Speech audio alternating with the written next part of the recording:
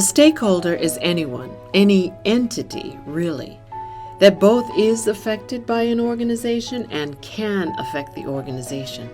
Stakeholders can be employees, owners, shareholders, but they also can be as varied as the neighbors who live nearby, the waste management systems that pick up your trash and recycling, or Uncle Sam. And remember, not all stakeholders are tangible. There's a large scope to consider. The environment, for example, is affected by every organization's actions, and in return, our climate and weather events affect every organization on the planet.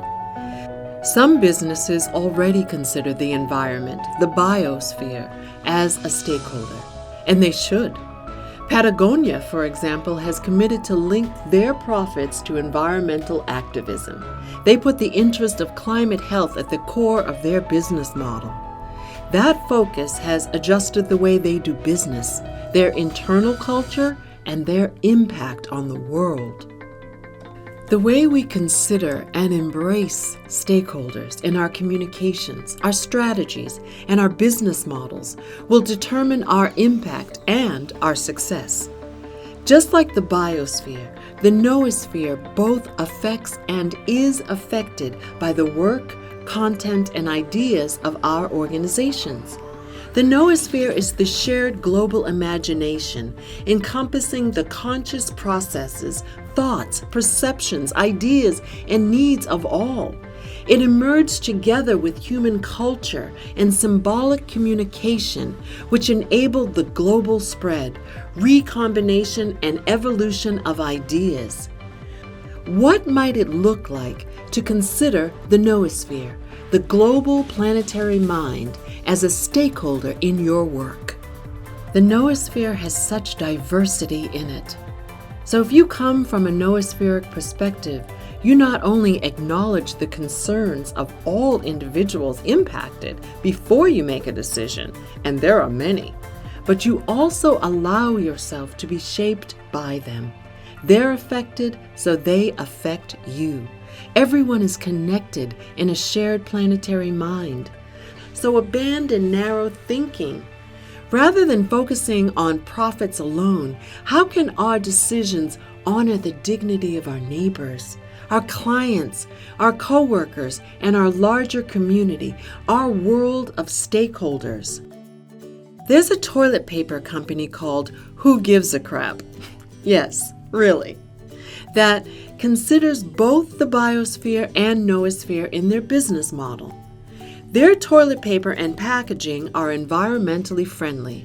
It's sustainable, tree-free, and plastic-free, and half of their profits are donated to build toilets in countries where they're needed, supporting health and dignity across the globe.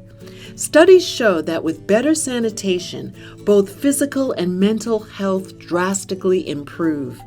As people's quality of life improves, their mental health improves, and with better health and sense of self, they may have more capacity to help someone else.